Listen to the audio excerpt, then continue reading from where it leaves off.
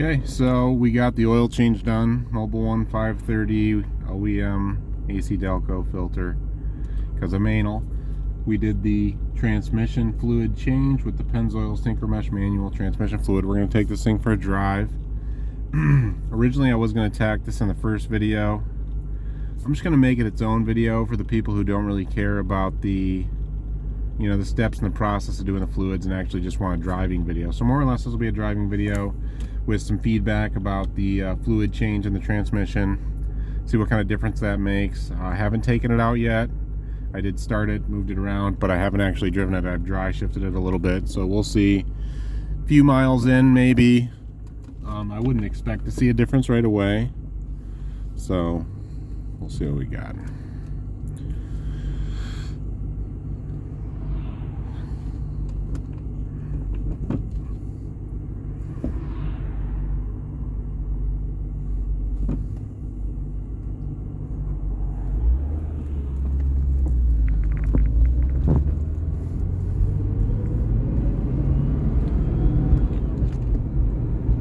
I'm not sure if this car has a skip shift in it.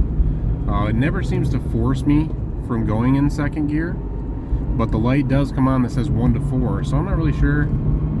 I know they still use it. My 2022 LT1 Camaro with a 6-speed had that, but as long as you went up to 2,500 RPM in first, which I generally always did, never forced me. So far, shifting feels good. Maybe slightly improved already, maybe it's placebo. We'll see after we get up here and take a few turns. So yeah, really the other point of this video, aside from driving the car, is to talk about buying a classic Corvette, which these are almost 30 years old. We'll loop that in. These cars, generally speaking, just don't get driven that much. So you see something like 63,000 miles and you think, oh yeah, this is low mileage, this doesn't need anything. That's not true. It's a 28-year-old car, so I knew going into this I was gonna have to spend some money. Yeah, I did the front tires, that's $437 right off the bat. The oil change stuff, the transmission fluid stuff, call that another $80. I took it to Bell Tire to have the tires done locally, and their recommendations from looking at the car, I told them I wanted to have alignment done. The steering wheel's a little off center, you might be able to notice, maybe not, but whatever. It seems to drive pretty good overall, but maybe just a little sloppy. So they looked at it, upper ball joints, not so great. They're definitely the originals. And the rear, one of the rear tie rods was a little worn. And rear wheel bearings, they say, are slightly worn. I don't hear anything or notice anything. But also it's Bell Tire. That's not really where I generally have my car serviced, but I will look into those items. But that could total, let's say, if you're doing it yourself, I mean, you might be, I don't know, we'll say maybe $800. It depends how you go. Control arms, you can do the control arms, or you can do the ball joints themselves and leave the control arms. It's a little bit of work. You got to drill out rivets. But again, just a reminder, buy a car like this pretty much without, except for maybe a few exceptions, expect to spend $2,000 more than you paid, a couple grand a refresh. And that's really if it doesn't need tires, but maybe if it does, it just depends on the car, but you're going to spend some money.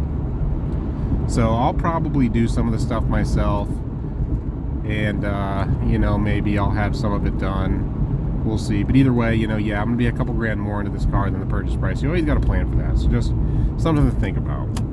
Luckily, most of the stuff for these cars is pretty affordable. It's a Chevy.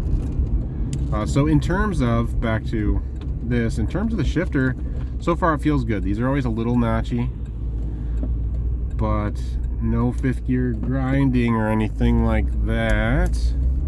Seems to be pretty silky. That felt great. Second gear felt great. Third gear, nice, just a slight notchiness. Fourth gear, nice and smooth. Well, maybe there was fifth gear, no grind. Yeah, maybe, that fluid, let's be real, that could be fucking original. There's no reason to think that it's been changed. These cars sit, they can be well kept, they can be the most beautiful, aesthetically pleasing car in the world. But mechanically, you know, things degrade not just with miles, but with age. So that's, you know, it's pretty typical to think that, you know, you're gonna have to do some stuff. No big deal. Still thrilled with the car. It's a blast. Scat Pack is gone. Sold that. Actually, a local dealership offered me what I was asking for the car. So, you know, maybe I let it go too cheap. But I just feel like sitting on it forever and trying to milk every penny out of it. Most of the interest I was getting locally was like, I mean, it's bozos. It's fucking bozos. You know, they didn't have the money, or, you know, they want to make payments or whatever. So it is what it is. Beautiful day in Michigan. It's 60 degrees here. It's April, what, 6th, maybe? Something like that. Got a solar eclipse in a couple days. Woo-wee. But no, the car, you know, the car performs well.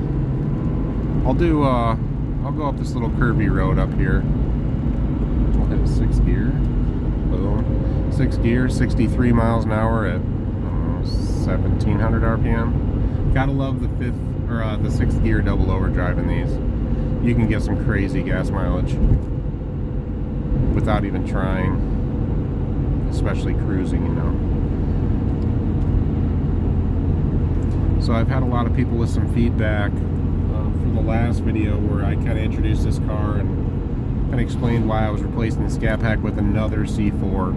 And, you know, the thing is, for me, maybe it's my age. I'm 40 years old, so my entire youth, from the time I was born till the time I was 12 years old, the C4 Corvette was just the Corvette. That was the new Corvette.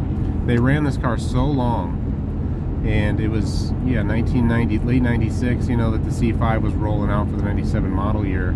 So at that point, I'm coming around 13 years old around the time that debuted. And so this was kind of always the one of my youth, and they're cheap, they're fun. In my opinion, if you're a driving enthusiast, you gotta get the manual. The automatic cars, especially the base gear automatic cars, the 259 axle ratio, it's a great Grand Tourer. It's a great cruiser. If you prefer automatics, don't not buy one. But if you're looking for engagement and you like a manual, I can tell you, if you drove both, you'll want the manual. And there is a bit of a manual tax for sure.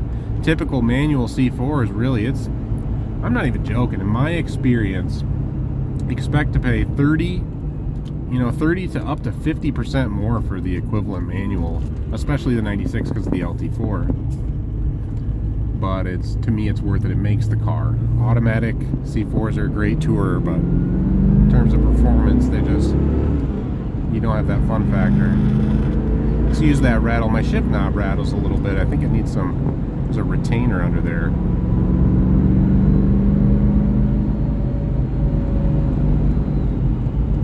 I'm excited to get the ball joints and stuff done on this car, tighten it up just a little bit with the new tires. It should be a blast. It's great back road stress reliever. And I say not a lot of money, you know, just transparently. It is what it is. I mean, this is the most expensive Corvette I've ever bought. And I've had nice ones. I've honestly maybe had nicer ones. My 96 Z51 LT4, that was nicer. Just because it was really well sorted and it was a Z51. I paid 15 grand for this car because I want an LT4. It was local. Honestly, part of it had to do with the fact that it was an easy deal, but it's very clean aesthetically. It just looks good, so I know, you know, mechanical sorting, it's all doable. But I don't want to do the aesthetic stuff. I don't want to do upholstery. I don't want to do carpet. I definitely don't want to do paint. You know, you'll bury yourself painting a car if you're looking at the financial aspect. So, yeah, by the time this is fully sorted with tires and everything, I mean, I'll have 17 grand in it. And the best part is, I welcome it with open arms for you guys to talk mad shit, because I know that that's getting into like semi-decent C5 manual money. I'm well aware. Totally know. It's not the point for me.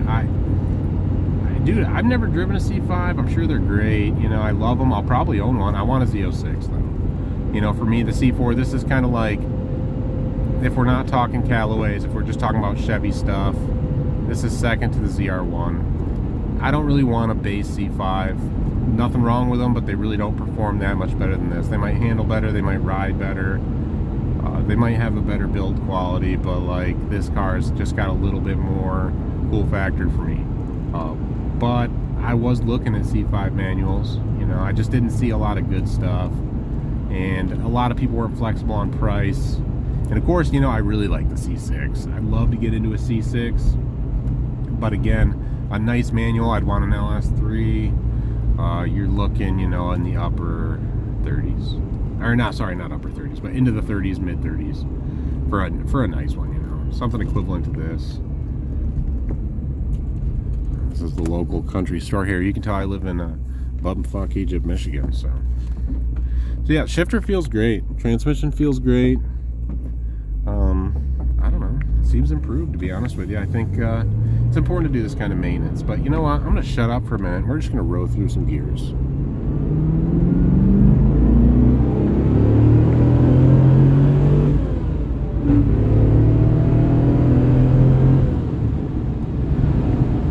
There was that 5th gear grind. Did you hear it? A little bit troubling, but I'm not going to sweat it too much.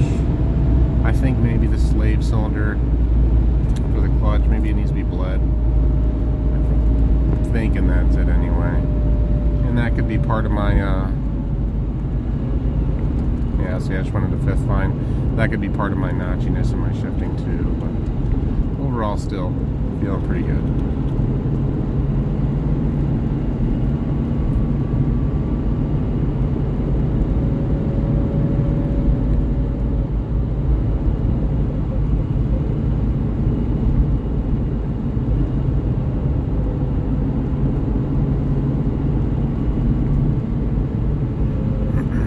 Funny doing this driving right now in dead silence. It makes me think at the end of Jason Camisa's videos, if you watch them, if you don't you should, Revelations, it's a series on the Haggerty YouTube channel. At the end he does this spirited drive through you know, it's the same strip of road in the car that he highlights, and that's honestly sometimes that's my favorite part of that web series, or whatever you want to call it. Just the silent serenity, noises.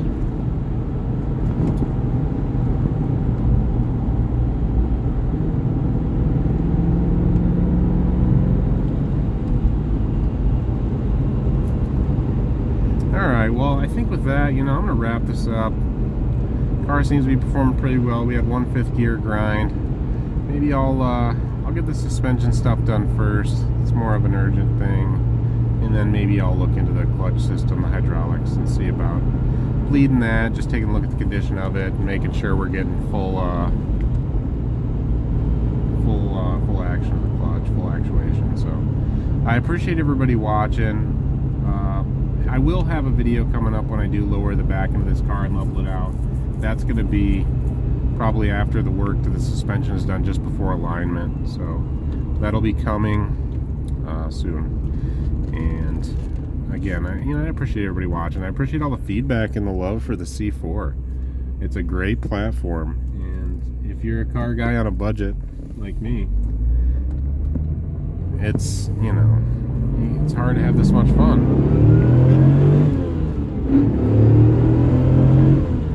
Alright, appreciate you guys watching. Have a great day, have fun, and keep your eye out for some new videos about this car, and who knows what else.